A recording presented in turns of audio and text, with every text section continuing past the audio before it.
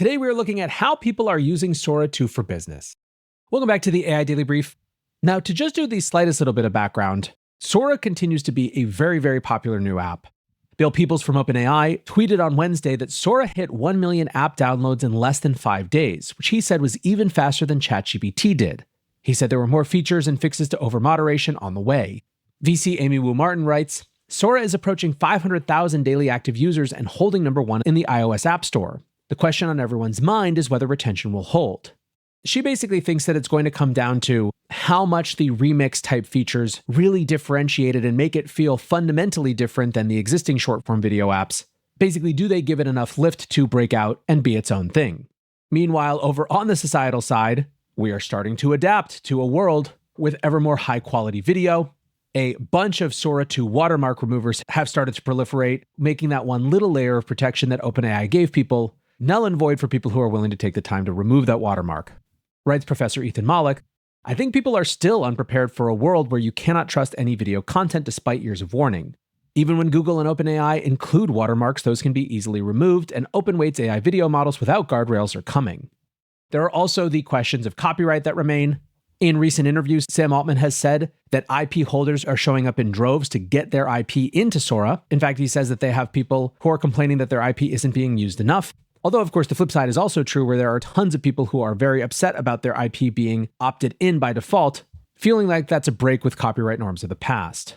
For as many people are using Sora, it's kind of getting rating bombed in the App Store. I think it's down around a 3 right now, which who knows exactly what signal that's trying to send. Is that frustration with the app itself, or is that a general protest against AI and AI video?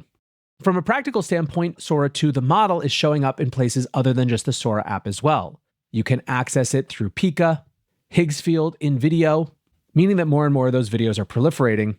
And what's more, since the Dev Day announcement on Monday, Sora 2 and Sora 2 Pro have been available in the API, with people starting to build tools that make it easy to storyboard and build out more full-length videos. So before we get into the prompting guide, let's talk about a few different ideas for how to use Sora for business. While a lot of you are personally passionate and tinkerers on your own terms, I know the majority of you are thinking about AI from a business perspective in some way or another, and there are a few business ideas that stand out to me as highly opportune both with Sora and on Sora the app. Within Sora, one that came straight from Dev Day was using it for product design. OpenAI showed how Mattel, the toy company, had been using it to prototype new toys. After one of their designers created this sort of visual concept art of a cool road track type setting for small cars, Sora was able to turn that into an actual video, giving them a sense of just how cool it could be and seeing it in more high resolution without having to commit the resources to actually build and prototype the thing. This seems like an amazing use case and one that I expect we'll see lots more of. And while at first I thought this might be more relevant just for big companies who are doing things like designing tracks for Matchbox cars, who knows, man? There are a ton of independent Etsy creators out there who do everything from jewelry to pet accessories to you name it. So this is a use case that I'm super bullish on and think is going to be really interesting. A more general category is just using Sora to sell items, basically to place products on people or in a setting in a way that brings them to life. Here's an example that Nir posted on Twitter. My boyfriend literally doesn't know how to dress, so we're using this app to help him try on different outfits.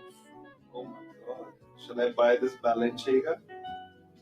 Nir writes, paying $1 a video and being able to endlessly customize the people and messages to hit different niches is pretty insane. And I think what Nir is getting at that's important is that this is not just about being able to create a good video, it's about being able to create a ton of videos. I.e., the Doctor Strange way of working comes to video production as well. Mike Fuchsia talked about a system that connected the Sora 2 API and automated workflow generator N8N.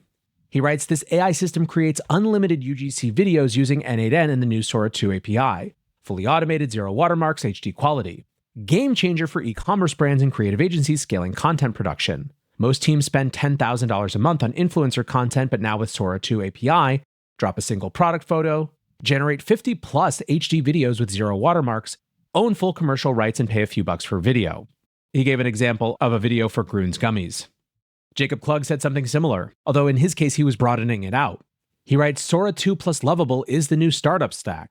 The old launch strategy, hire a $10K a month video agency, wait 6 weeks for launch video, pay $5K for more social cuts, get 3 videos that look like everyone else's. The Sora 2 reality, generate 100 launch video variations, test all the angles in 48 hours, find what converts, and ship organic content daily.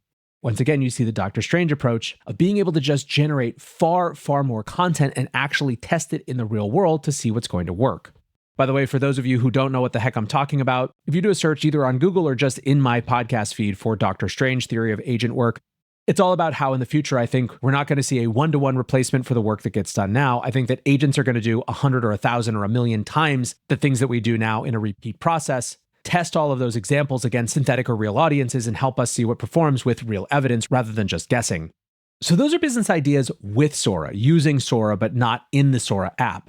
But of course, to the extent that the Sora app sticks around, it is a new platform or medium for people to take advantage of and build new audiences on. One of the interesting gambits for content creators is how much to invest in a new platform. The upside is that if that platform sticks, at the very beginning, they can come in and generate an audience before other people are there, which gets them into the recommendation cycle and gives them a leg up and potentially gives them a real opportunity in the future, again, should that network persist. Now, the downside is if it goes away, all that effort was for nothing. I think of the folks that I knew who grew hundreds of thousands or even millions of followers on Clubhouse, only for that entire network to go the way of the dodo. Still, I think there's a couple ideas that seem pretty obvious and interesting to me on the Sora app itself that I think are going to be interesting for people to experiment with. The first, unsurprisingly, is education and tutorials. I've been messing around with this a little bit, although not with super strong intention. Hey, future thinker, ever wonder what makes AI answers smart and not just lucky? It's all about context engineering. Context is the who, what, where, and when that surrounds your data. Reinforcement learning is like teaching a game player. It tries moves, sees what scores, and gets better through rewards. Think of it as trial and error with high fives from the future. Another related category is more little news briefs. This one comes from Draquez, who, among a million other businesses, works a little bit with us here at AIDB. OpenAI has officially become the world's most valuable startup, hitting a $500 billion valuation. The artificial intelligence company reached the mark following its latest funding round. Investors poured in billions, pushing the San Francisco. And then the one that I think is just the most default and people are going to have a lot of fun with when they get there is making unhinged commercials for your small business. So this one actually isn't for a particular business. It's from Justine Moore at A16Z. But imagine that this was a video for a local bar, and they published it both on Sora, but also to their other networks as well.